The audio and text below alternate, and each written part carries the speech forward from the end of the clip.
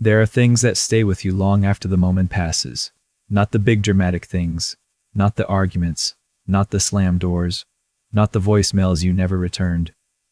The quiet things. The empty seat. The untouched chair. The way a room full of strangers can feel less lonely than a table full of people who share your last name. I know that feeling better than most. My name is called, and I walk across the stage alone. Not metaphorically alone, literally. No one in the auditorium is there for me. No one in that crowd is craning their neck, holding up a phone to record, saving a seat with a jacket or a purse or a folded program with my name circled in pen. I walk across that stage, shake the dean's hand, accept the leather-bound holder, and smile for a photographer I'll never meet again. And somewhere in that building, in that sea of faces belonging to other people's families, not one of them is mine. I had told myself it wouldn't bother me. I had been telling myself that for years. You practice that kind of detachment the way you practice anything else, slowly, painfully, with a lot of failure before you get it right. I had been practicing since I was 17. When my older brother got a new truck for his birthday and I got a card with $20 in it and a post-it note reminding me to mow the lawn before Sunday. I had been practicing since I was 22, when I graduated with my bachelor's degree and my parents left at halftime because my uncle was hosting a cookout and the ribs would get cold. I had been practicing for a long time, but there is something about walking across the stage to receive a law degree. 6 years of your life compressed into a piece of paper inside a leather holder. That makes all that practice feel useless. My name is Caleb. I'm 31 years old, and the day I passed the bar exam and received my JD was the same day my family decided my brother's new girlfriend's birthday brunch was more important. I want to be fair about this. I want to give them the benefit of the doubt, the way I always do, the way I've been trained to do since childhood, the way that kept me sane for 3 decades. My brother Marcus had been dating this woman, Dana, for about 4 months. 4 months. She was perfectly nice, from what little I knew of her. She liked brunch. She apparently had a birthday. Those things are not crimes. But I had told my parents about the graduation ceremony date 8 months in advance. I had sent a calendar invite. I had followed up twice. My mother had responded to the second follow-up with a thumbs-up emoji and a voice memo that said, "We'll be there, sweetheart, wouldn't miss it." She missed it. They all missed it. I found out 2 days before the ceremony. When I called to confirm the number of guest tickets I needed to reserve, my father picked up on the third ring and said with genuine confusion in his voice, like I had asked him something strange, "Oh, didn't your mom tell you? Marcus made reservations at that new place downtown for Dana's birthday. The wait list is months long, Caleb." We couldn't say no. I stood in my apartment kitchen holding the phone against my ear, looking at the coffee maker like it might offer me some kind of explanation.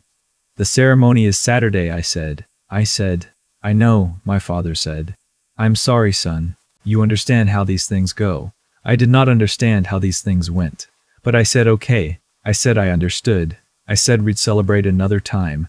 And then I hung up the phone and stood in my kitchen for a long time without moving. My best friend Darius offered to come. He drove 3 hours from Nashville, sat in the third row with a handmade sign that said Esquire in block letters, and yelled loud enough when my name was called that 2 people around him started clapping without knowing why. Darius is the kind of person who shows up. He always has been. I don't say that to make the rest of this story easier. I say it because it matters, and because later, when things got complicated, he was the only person I trusted completely.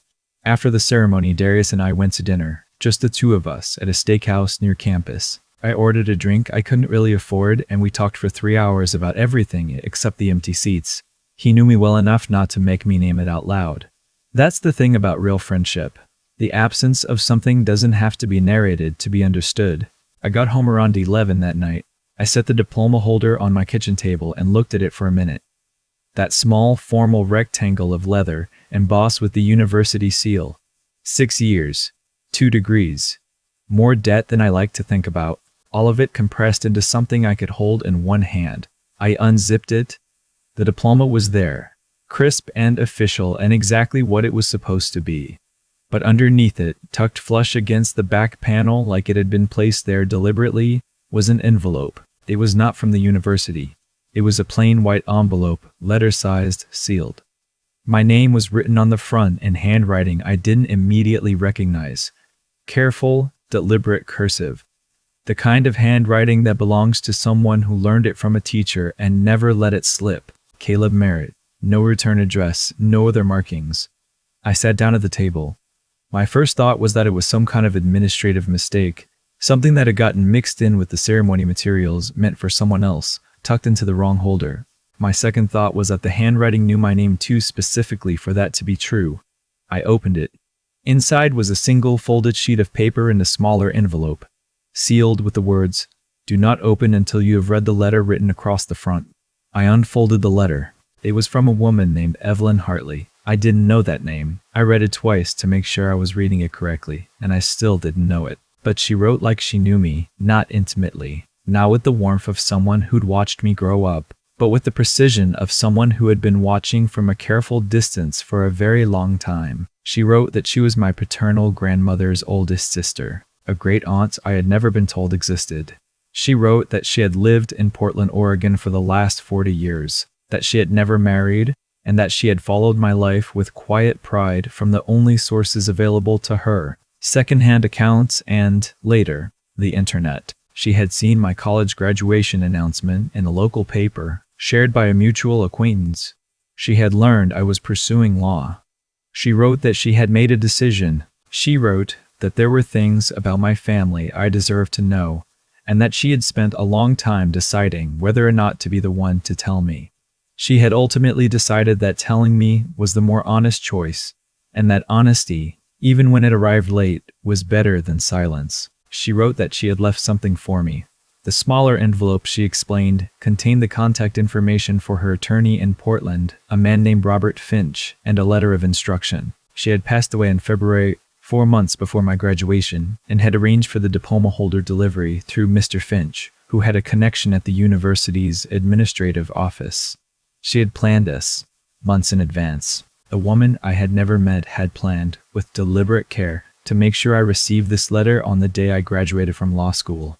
I set the letter down. I sat in my kitchen at 11:30 at night, alone with my diploma and a letter from a dead woman I had never known existed, and I felt something I didn't have a clean word for. Not grief, exactly. Not shock.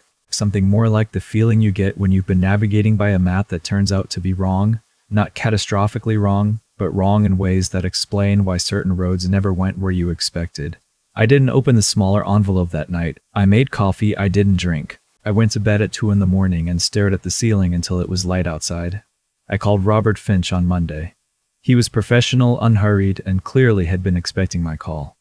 He confirmed everything the letter had said. He told me that Evelyn Hartley had passed away on February 9th, that her estate had been formally settled, and that I was the sole named beneficiary in her will. I asked him what that meant, practically speaking. He told me.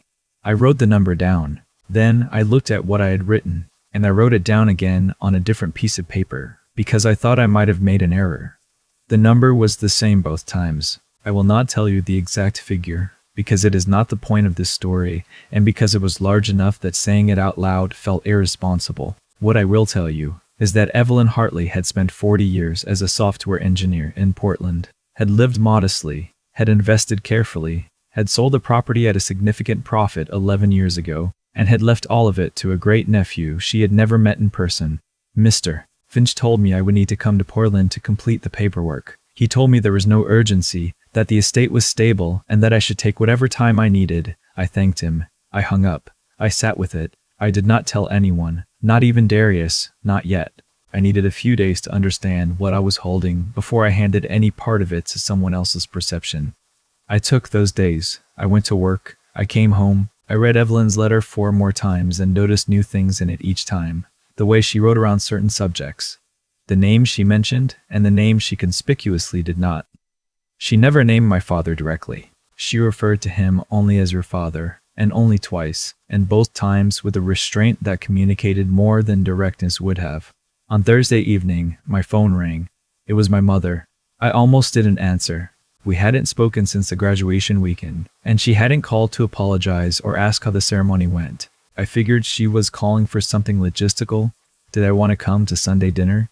Did I have Grandma's pie recipe? Something ordinary and domestic that would let us both pretend the Saturday before last had not happened. I answered. "Hey, sweetheart," she said. "How are you doing?" Fine, I said. Busy. There was a pause on her end that lasted just long enough to tell me this was not a casual call. I was talking to your father, she said, and he mentioned he'd heard something. About you. Through a friend. I waited. Something about an attorney. In Oregon? I felt the temperature in the room change, the way it does when you realize a conversation is not what it appeared to be. Where did you hear that? I asked. Does it matter? Caleb, if there's something going on, something financial, you should have told us. We're your family. We can help you navigate these things. You don't need to be dealing with attorneys alone. I thought about the word alone. I thought about the empty seats. I thought about we couldn't say no to the restaurant reservation. I'm handling it, I said. Caleb. Her voice shifted into the register I had known my entire life. The one that meant she was about to reframe the situation in a way that centered her feelings. We just want to make sure you're protected. These legal things can be complicated. Your Uncle Gerald has dealt with estate matters before, and he said, You told Uncle Gerald? A pause. He was just there when your father mentioned it. So my father had heard something and had immediately told my mother, who had immediately involved my uncle. In the span of however many days since I had called Mr. Finch, who had been carefully professional on every count, my family had reconstructed enough of the situation from whatever fragment had reached them to make a coordinated phone call. I said I had to go. I said we'd talk later. I hung up and stood by the window for a long time. My phone rang 11 more times that evening. My father, twice. My mother, 4 more times. My brother Marcus, twice. My Uncle Gerald, once. A number I didn't recognize once that I later determined belonged to my aunt on my mother's side. And one more from my mother, just before midnight, which I watched ring without answering. By morning, I had 34 missed calls. I called Darius. I told him everything. The letter. Evelyn. The number Mr. Finch had told me. The phone calls. He listened without interrupting, which is a skill very few people have, and when I finished he was quiet for a moment and then said, How are you doing with all of this? Not the money. You. How are you? That question almost broke me. I don't know yet, I said. Okay, he said. What do you need? I told him I needed to go to Portland. I told him I had an appointment with Mr. Finch the following week. I told him I thought I should go alone, but that I might need someone to know where I was. I know where you are, Darius said. Go. My family showed up on Saturday. Not called ahead, not texted, showed up, at my apartment. My mother, my father, my brother Marcus, and my Uncle Gerald. 4 of them, standing in my doorway, on a Saturday morning with the energy of a delegation, not hostile. Exactly, but organized in a way that suggested the visit had been discussed and planned and assigned roles. My mother was carrying a casserole dish. I opened the door and looked at them and thought, with a clarity that surprised me, I have never felt more certain of anything in my life. We thought we'd come by, my mother said. We've been worried about you. I let them in because turning them away would have cost me more than I had available that morning. I made coffee. I sat at my kitchen table, at the same table where I had opened the diploma holder 9 days ago, and I looked at the people who had missed my graduation for a birthday brunch and waited. It took about 12 minutes for the conversation to arrive at where it had always been going. My Uncle Gerald was the one who said it directly, because Gerald had always been the one to say things directly when the rest of them were being careful. He said, Caleb, we know about the Hartley estate, and I think you know that handling something like this without family input could be a mistake. These things are complicated. You're new to practicing law. You don't have the experience yet to know what you don't know. I looked at him. I'm not practicing yet, I said. I passed the bar. I haven't accepted a position. That's beside the point. What is the point, Gerald? My father put a hand on the table, the way he did when he wanted to signal that he was the reasonable one in the room. Nobody's trying to take anything from you, son. We just want to make sure this is handled right. That Evelyn woman, none of us really knew her. There might be complications. Challenges. People who come out of the woodwork when money is involved. You need family around you for something like this. Where was my family, I said, 3 weeks ago. The room got quiet. My mother looked at the casserole dish. Marcus looked at his phone. Gerald looked at my father. My father looked at me with an expression that I had spent 31 years learning to read. The expression that meant he was recalibrating, deciding which version of himself to deploy next. That was a different situation, my father said. You're right, I said. It was. Dana's birthday brunch was worth 4 of your tickets, a reserved parking spot, and a drive from home. My graduation wasn't worth any of those things. That was a different situation. Caleb. I've already retained independent counsel, I said. Not Mr. Finch, a separate attorney. She specializes in estate law and has no prior connection to anyone in this family. The paperwork is in process. There's nothing to discuss. My mother looked up from the casserole dish. You didn't tell us you were getting a separate attorney. I didn't tell you I was getting a glass of water this morning either, I said. I don't require your input on my decisions. Gerald's jaw tightened. That's a pretty cold thing to say to your family. Gerald, I said, you drove 40 minutes on a Saturday to show up unannounced at my apartment with my mother's casserole because you heard I might have money. I'm going to need you to not talk to me about cold. He opened his mouth. He closed it. Marcus, who had been silent the entire time, said quietly, we really did miss you at the graduation, man. I looked at my brother. I had always liked Marcus, in the uncomplicated way you like someone you grew up alongside. The way liking a person is separate from understanding them. He meant it. I could see that he meant it, and it didn't change anything, but it was the truest thing anyone in that room had said. I know, I said. I missed you too.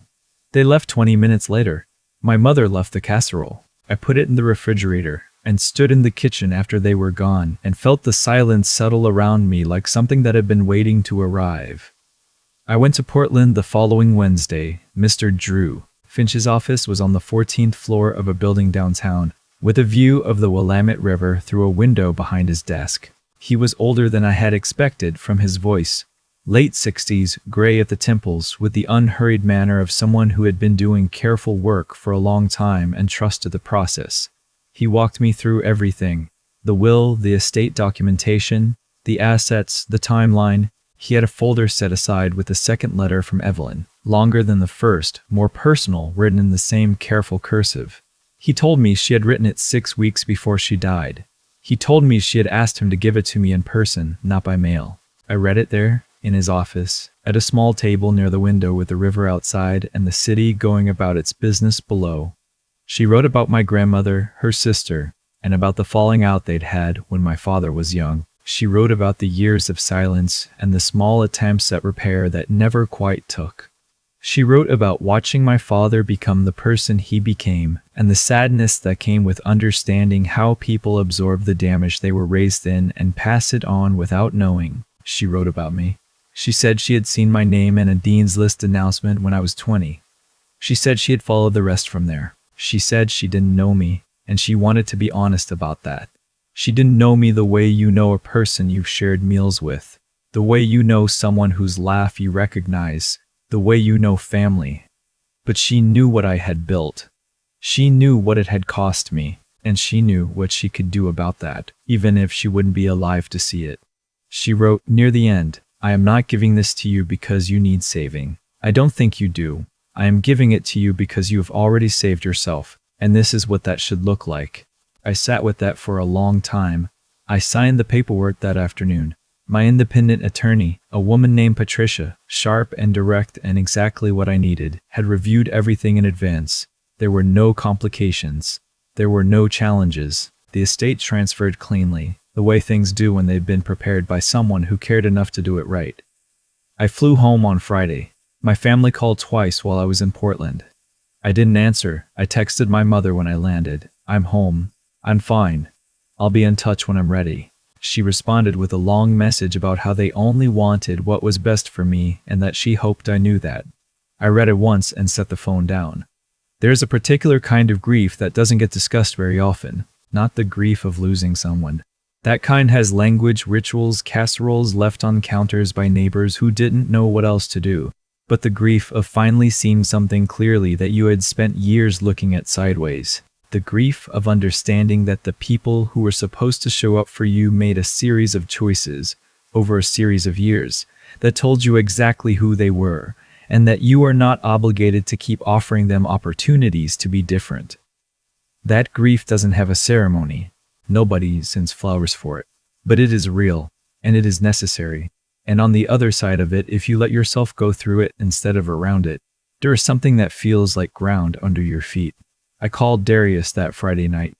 He came over, we ordered pizza. We watched a game neither of us cared much about and talked about everything and nothing for 4 hours.